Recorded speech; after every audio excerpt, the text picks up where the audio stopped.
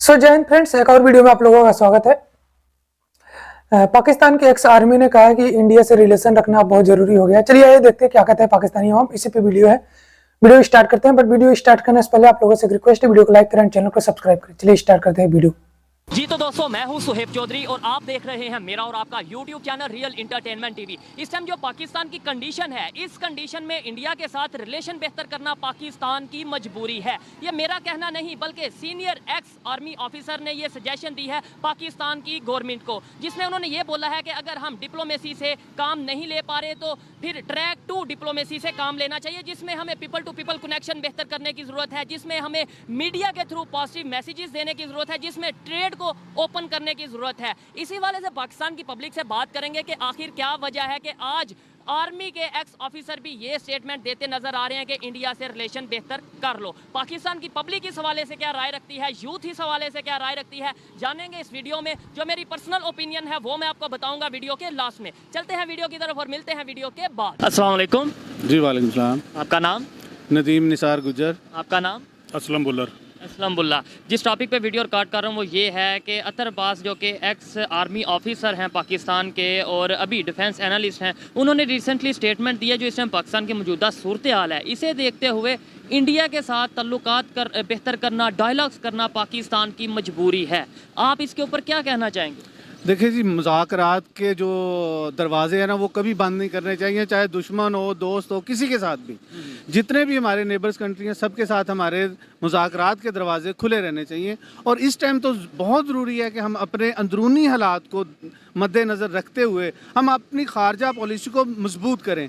जितनी हमारी खारजा पॉलिसी मजबूत होगी हम उतने ही स्ट्रॉन्ग होंगे और उतना ही हम अपने अंदरूनी मामलात को जल्दी सॉर्ट आउट कर लेंगे। आप इसके ऊपर क्या कहना चाहेंगे कि इस टाइम जो हमारी कंडीशन है, ना सिर्फ इंडिया, दूसरे अफगानिस्तान की बात कर लें, हम ईरान की बात कर लें, इस्लामिक कंट्रीज़ हैं वो, तो उनके साथ भी हमारे रिलेशन उस तरीके से बेहतर होते नज़र नहीं आ रहे। इवन चाइना के साथ रिलेशन ख़राब, रिसेंटली उन्होंने अपनी एम्बेसी को वक्ती तौर पर क्लोज़ किया था पाकिस्तान में। क्या कहना चाहेंगे आप? क्राइसिस बढ़ते इसी वजह से हैं जब आपके हमसायों के साथ ताल्लुकात अच्छे ना हों, और जो मुआशी हालात हैं वो हम इस पस्ती का शिकार भी इसीलिए हुए हैं कि हमने अपने पड़ोसियों के साथ अच्छे ताल्लुकात नहीं बनाए। अफ़गानिस्तान के साथ हमारे अच्छे ताल्लुकात होने चाहिए, इंडिया के साथ बहुत अच्छे ताल्लुकात होने चाहिए। इवन देखें, अगर हमारे इंडिया के साथ अच्छे ताल्लुकात हो तो जितनी प्रोडक्ट्स इंडिया के पास है वो पाकिस्तान में इंतहाई सस्ते रेट पर हमें मिल सकती है। इसी तरह पाकिस्तान की प्रोडक्ट्स इंडिया में सस्ते रेट पे मिल सकती है। ये भी बात करूंगा कि इंडिया के पास वाकई बहुत सी प्रोडक्ट्स हैं, लेकिन पाकिस्तान कौन सी प्रोडक्ट है जो इंडिया को इस टाइम कौन सी प्रोडक्ट प्रोड्यूस कर रहा है जो सस्ती दे रहा है? क्या कहना चाहेंगे इसके ऊपर कि वही प्रोडक्ट्स हम पहले दुबई जाती है, मेडिसन हो या फिर सब्जी हो, पहले दुबई जाती है, दुबई डबल रेट पे तेल हमारा देख लें, वहाँ से फिर यहाँ पे आती है। यानी हम डायरेक्ट नहीं लेते या डायरेक्ट नहीं कोई चीज़ देते, अना में रहते हैं और पाकिस्तान की पब्लिक को बेवकूफ़ बनाया हुआ है कि हमने तो इंडिया से ट्रेड बंद की है। हमारा चावल दुनिया का बेहतरीन चावल था, हमारा मैंगोज दुनिया के बेहतरीन मैंगोज में था, हमारी गंदम, हमारी कपास, हमारा धागा हम इंपोर्ट कर रहे हैं। मैं वही बताने जा रहा हूँ। हमारी बदकिस्मती ये थी कि हमने जो आजकल हमें बेवकूफ़ बनाया गया है प्रॉपर्टी के बिजनेस में लाकर। एक वक्त था, 90 का दौर था जब हम इंडस्ट्रियल थे और दूसरी तरफ से हम ज़राअत के मामले में बहुत आगे जा रहे थे। जब दुनिया ने देखा कि हमारी जो प्रोग्रेस है बहुत ज़्यादा है और हम 8वीं पावर भी बन गए हैं, तो फिर हमें कमज़ोर करने के लिए उन्होंने, अब मैं क्या कहूँ, किस ने हमें प्रॉपर्टी के बिजनेस में इन्वॉल्व किया। प्रॉपर्टी में बाहर से इन्वेस्टर आए, उन्होंने पाकिस्तान में आके इन्वेस्ट किया और वो आहिस्ता रियल स्टेट का नाम दिया उसको, जिसको कभी हम दलाल कहते थे। और हमारा जो हाउसिंग स्कीम का बिजनेस है उसको टॉप पे लेके गए, अपना फाइनेंस निकाला और चले गए हैं। अब हम अपने फाइनेंस पे अपना पैसा खपत किया, हमारी ही ज़मीन है उस पर हमने हाउसिंग स्कीमें बनाई हुई हैं जो खाली पड़ी हैं। पूरे लाहौर की गंदम किसी दौर में पूरे लाहौर के लिए लाहौर से पैदा की जाती थी, अब हमें बाहर से मंगवाना पड़ती है। ये पाकिस्तान की फेलियर में ये भी एक बहुत बड़ा किरदार है। आज मैं अगर मेरी राय ली जाए तो मैं बड़े खुला लफ्ज़ों में ये कहूँगा कि जितनी लाहौर की गैर कानूनी हाउसिंग स्कीम है उसको सरकारी तहवील में लें और उसको जरी डिक्लेयर करके दोबारा से ज़राअत के लिए इस्तेमाल में लेके आएँ। इससे एग्री करता हूं, बिल्कुल। मुझे ये बताएं कि क्या वजह है कि जब हम थोड़े से हालात हमारे बेहतर होते हैं हम साथ इंडिया को धमकी देने लग पड़ते हैं, कभी एटॉमिक पावर होने की, कभी किसी चीज़ की, कभी कश्मीर के नाम पे। जैसे ही हमारे हालात ख़राब होते हैं तो फिर कभी यहाँ से आवाज़ आती है, कभी वहाँ से आती है, कभी इधर से कि हमें रिलेशन बेहतर कर लेने चाहिए। हमें परमानेंटली क्यों नहीं ये सोचते कि यार छोड़ दो लड़ाई, क्या पड़ा है। ताकतें नहीं चाहती ना कि हम स्टेबल हों। वो ताकतें पाकिस्तान की हैं, इंडिया की हैं या बाहर अंदरूनी की हैं? हमारे अंदर से ही हैं, हमारे अंदर से ही हैं, दुश्मन अंदर से ही है। बदकिस्मती पता क्या है, 47 से आज तक हम आज़ाद नहीं हुए। जब 47 में हमें कहा गया था हम आज़ाद हुए थे ना, उस वक्त हमारा एक अदारा मजबूत था, वो आर्मी का था, वो आज भी मजबूत है। उसने पाकिस्तान पे हुकूमत की है, उसने ना तो हमारी गवर्नमेंट को काम करने दिया है, ना ही खुद कफील होने दिया हमें। आज हम जिस भी हालत में खड़े हैं उसमें कहीं ना कहीं उनका भी रोल है। अदारा मजबूत होना तो अच्छी बात है, मुझे तो फख्र होना चाहिए, आपको तो फख्र होना चाहिए कि हमारा अदारा मजबूत है। लेकिन उसके अंदर अगर कोई इनफरादी तौर पे गलत करता है उसे हम क्रिटिसाइज कर सकते हैं। देखें, जब आप दूसरे अदारों में इन्वॉल्वमेंट करेंगे, उसको कमज़ोर करेंगे तो एक अदारे के मजबूत होने से कुछ नहीं होगा। तमाम अदारों को अपने डोमेन में रहते हुए काम करना चाहिए। जब वो अपने डोमेन में काम करेंगे तब हम मजबूत होंगे। अच्छा, मार्शल लॉ की बात करें या फिर नॉन पॉलिटिकल पार्टीज़ की पॉलिटिकल में इन्वॉल्वमेंट की बात करें, आपको नहीं लगता कि बहुत सी कंट्रीज़ ऐसी हैं जो हमारे साथ रिलेशन इस वजह से नहीं बेहतर करती कि यार इनकी बात किसके साथ करें। अभी रिसेंटली कुछ टाइम पहले इंडिया के प्राइम मिनिस्टर ने भी ये स्टेटमेंट दी थी कि मैं पाकिस्तान से रिलेशन बेहतर करना चाहता हूँ, बातचीत करना चाहता हूँ, लेकिन मुझे तो पता ही नहीं चलता बात किससे करूँ, आर्मी से करूँ, प्राइम मिनिस्टर से करूँ या फिर किसी और से करूँ। यानी ये हमारे लिए एक सोचने वाली बात है। छोटे भाई, हमारे जर्नल रिटायरमेंट के बाद पाकिस्तान से बाहर जाके क्यों रेजिडेंट करते हैं? होना ये चाहिए कि जो जर्नल स्टार में आ जाता है उसको पाकिस्तान से बाहर जाने अलाउ ही नहीं होना चाहिए, क्योंकि उसके पास हमारे मुल्क के राज इतने ज़्यादा होते हैं जो कहीं भी हमें डॉज करवा सकते हैं। अब बाजवा साहब रिटायर होने से चंद दिन पहले ही शिफ्ट होना शुरू हो गए थे। जैसे ही रिटायर हुए, अब बाजवा साहब पाकिस्तान में नहीं है, रहील शरीफ पाकिस्तान में नहीं है, कियानी साहब पाकिस्तान में नहीं है, पीछे गिनते जाएं। उनके एसेट्स बाहर होंगे, उनका सारा दौलत बाहर होगी तो वो बाहर ही जाएंगे। कभी किसी ने पूछा कि उनके पास ये एसेट कहाँ से आए? किसी की जुर्रत है? शरीफ ने जुर्रत की थी, उसका रिजल्ट आपने देख लिया। ठीक हो गया। चले मुझे ये बताएं कि रिलेशन बेहतर कैसे हो सकते हैं। उन्होंने अच्छा जिन्होंने ये बात की है ना, उन्होंने ये कहा है कि अगर डायरेक्ट डिप्लोमेसी से नहीं रिलेशन बेहतर हो सकते, हमें ट्रैक 2 फॉलो करना चाहिए। ट्रैक 2 आपको पता ही होगा कि भाई ट्रेड को रिज्यूम करें, इसके अलावा पीपल टू पीपल कनेक्शन करें, इसके अलावा सोशल मीडिया के थ्रू पॉजिटिव मैसेजेस दें, बजाय ये कि जी ये हो गया वो हो गया, इंडिया जो सा वो ये है वो, मतलब नेगेटिव खबरों की बजाय पॉजिटिव खबरें दें। देखे ना, इंडिया के ताल्लुकात पाकिस्तान की निस्बत चाइना से ज़्यादा क्लैश है उनका, ज़्यादा इश्यूज हैं उनके, ज़्यादा उनके दुश्मनी है आपस के मामले में। लेकिन उन्होंने इसके बावजूद अपनी जो ट्रेड है वो कई गुना बढ़ा दी है, कई अरब डॉलर पे चले गए हैं वो अपनी ट्रेड लेके। हालांकि रिसेंटली उनकी जंग हो रही थी, पता है आपको भी। तो आपस में एक दूसरे को तो डंडों से इतने बड़े दुश्मन होने के बावजूद उन्होंने अपनी ट्रेड बंद नहीं की। तो इसी तरह हमें ट्रेड क्यों बंद करते हैं? हमें ये सियासी तौर पे इसको इस्तेमाल करते हैं और हम उसका रिजल्ट ये है कि जिस हालत में बंद भी करते हैं लोगों के लिए। फिर वो आपको तो पता है दुबई जाती है, दुबई से ये देखें जी, जो एजुकेशन और जो एजुकेटेड तबका है पाकिस्तान का वो सब कुछ जानता है। बस ये है कि अभी आम पब्लिक में अवेयरनेस आने की ज़रूरत है और वो हम कोशिश कर रहे हैं। ये आम पब्लिक को कैसे पता चलेगा कि भाई हमें सिर्फ पागल बनाया जा रहा है कि इंडिया से ताल्लुक नहीं है, इंडिया से रिलेशन। अभी भी इंडिया का काम है अपना बिजनेस करना, वो तो अभी भी बिजनेस कर रहा है। वो दुबई चीज़ भेज रहा है, उसने अपनी चीज़ तो सेल कर दी, हमने महंगी ले ली। हमारी एजुकेशन कहाँ है?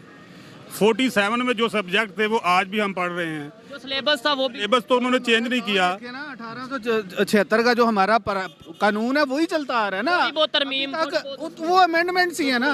जरूरत के तहत हम अपने वो भी देखते हैं कि ये हुकूमत थोड़ा सा काम कर रही है, इसकी टांगे कैसे खींचनी है, उसको कैसे नीचे गिराना है, उसमें तोड़ फोड़ करके उसका बेड़ा कर देते हैं। आप लॉयर हैं, मैं भी लॉ का स्टूडेंट हूँ। आपको पता ही होगा कि ये जो कानून इस टाइम हम फॉलो कर रहे हैं ये तो गुलामों के लिए बनाया था गोरों ने। ये जो आज तक चल रहा है ऐसे ही है। यानी मतलब बात कहूँगा, ये जो CSP हैं, क्या इनका रवैया और जो बाहर से गोरे आते थे उनके रवैये में कोई फर्क है? जो ब्यूरोक्रेट्स में और हैं वो खुद को अंग्रेज समझते हैं। जो जजेस हैं, आज देख लें हमारे जो जजेस हैं 2 महीने की छुट्टियां गुजारते हैं।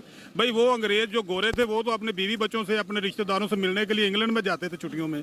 ये क्यों छुट्टियां इतनी करती हैं? ये 2 महीने के लिए लोगों को इंसाफ देना बंद क्यों करते हैं? और अभी लाखों केस पेंडिंग पड़े हैं। आपको मेरे की वजह सिर्फ ये है कि हम उस लॉ को फॉलो कर रहे हैं। उसके मतहत है वो गोरों का। और भाई पाकिस्तान में 56 तक तो जो है वो कॉइन थी जो हमारी सरबराह थी। देखिए गवर्नर जनरल था, गवर्नर का मतलब कि किसी और के मतहत आप गवर्नमेंट कर रहे हो। तो हम तो सदर बने हैं 56 के बाद, जब हमारा आइन आया है। हम जो लीगली आज़ाद हुए हैं वो 56 में हुए हैं। 56 में आज़ाद हुए हैं। और अगर ऐसे तो हकीकी आज़ादी की तो आज भी हम जो उनसे वो मार्च करते हैं, हकीकी आज़ादी तो आज भी नहीं हमें मिली। ये बताएं 1947 में इंडिया की जो कंडीशन थी वो भी वही हमारी कंडीशन थी, मतलब वो भी गुलामों अंग्रेज़ों के जो सितम था, जुल्म था, या हुक्मरानी हिंदुस्तान में वैसे अंग्रेज़ों टूट-फूट थी ना, तो भाई वो उधर भी कैसे मची हुई बेहतरी थी। की तरफ चले गए, डेवलपमेंट की देखिए, तरफ चले गए, एजुकेशन की तरफ चले गए। 1947 में $1 1 रुपए के बराबर था। ऑलमोस्ट ऐसे ही ठीक है जी। उसके बाद हमारा रुपया इंडिया के रुपए से तगड़ा था। ऐसे ही है। ठीक है, टाइम था। उसके बाद जैसे जैसे मार्शल लगते गए वैसे वैसे हमारा रुपया डीवैल्यू होता गया।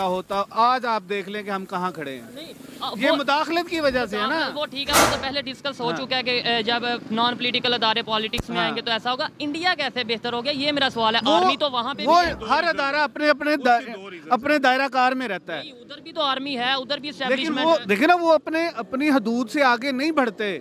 उनके चीफ साहब ने भी अगर वजीर आजम से मिलना है तो वो वजीर दिफा को मिलता है पहले, उससे टाइम लेता है। फिर इधर तो हमारे वजीर आजम और प्रेसिडेंट साहब जाके GHQ उधर जाकर मिलने जाते हैं। ये चीजें थोड़ी सी हैं जिसको थोड़ा सा लाइन अप करना पड़ेगा। आप कहते 2 रीजन है, कौन सी 2 रीजन है? उसमें 2 रीज़न। एक तो जब ये पार्टीशन हुई थी तो एक बड़ा जो बिजनेस तबका था वो इंडिया में रह गया था।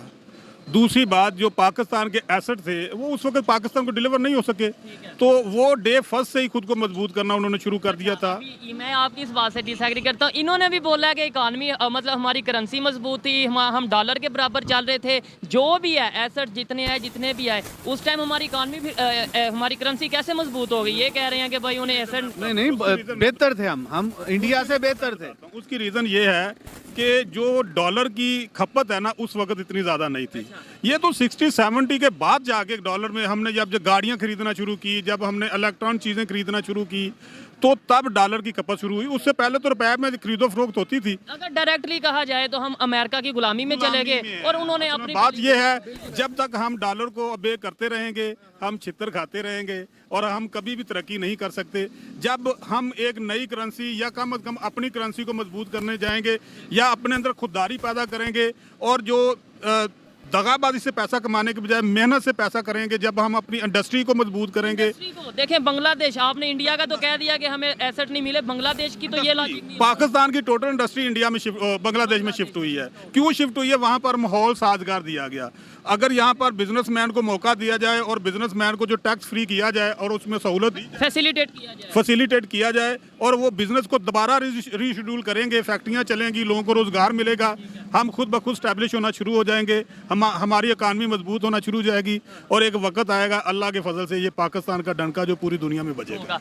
सो फ्रेंड्स, वीडियो हो गया है खत्म और आप लोगों ने देख लिया पाकिस्तानी आवाम की राय। आप लोगों को कैसी लगी पाकिस्तानी आवाम की राय? आप लोगों को अच्छा लगा हो अगर तो लाइक करें एंड चैनल को सब्सक्राइब करें। मेरा मानना है कि ट्रेड तो नहीं खुलना चाहिए पाकिस्तान से और रिलेशन भी नहीं रखना चाहिए, क्योंकि आए दिन वो लोग बम धमाके कभी 26/11 करते रहते हैं इंडिया के साथ। तो मेरा तो मानना है कि रिलेशन रखना ठीक नहीं है और ट्रेड बंद है वो भी ठीक है। और हमारा ट्रेड, हम तो भाई पाकिस्तान से ट्रेड रखना चाहते थे, पहले चालू था हमारा, हम लोग नहीं बंद किए, आप ही लोगों ने बंद किया है, आपके इमरान खान साहब ने बंद किया है। हम लोगों का तो चाइना के साथ बहुत सी लड़ाइयाँ हो जाती है। अभी पिछले कुछ महीनों में आपने देखा होगा कि बॉर्डर पे डंडे से भी फाइट हो रही थी, पत्थरबाजी भी हो रही थी, लेकिन हमारा तो उनके साथ ट्रेड चालू रहता है। आप लोगों को लगता था भाई कि ट्रेड बंद करने से शायद इंडिया को घाटा हो जाए और पाकिस्तान को फायदा हो जाए, बट आप लोगों को ये चाल उल्टा पड़ गया और आप लोग ही घाटे में चले गए। आपके यहाँ आवाम भूखी मर रही है, ना आटा मिल रहा है, ना चावल मिल रहा है, ना पेट्रोल की कीमतें बढ़ती चली जा रही हैं, डॉलर दिन पे दिन बढ़ता चला जा रहा है आपके यहाँ। अगर इंडिया के साथ आपका रिलेशन ट्रेड खुला रहता तो शायद आपको चीज़ें बहुत सी सहूलियत में मिल जाती, बहुत सस्ती दामों में बहुत सी चीज़ें मिल जाती। सो दोस्तों, आप लोगों को अगर पाकिस्तान की राय अच्छी लगी हो, अगर आप लोगों को लगता है कि पाकिस्तान इंडिया से रिलेशन रखना सही है या गलत है, आप लोग अपना कमेंट में राय दे सकते हैं। वीडियो अच्छा लगे तो लाइक करें एंड चैनल को सब्सक्राइब करें। तब तक मैं मिलता हूं किसी नेक्स्ट वीडियो में। जय हिंद।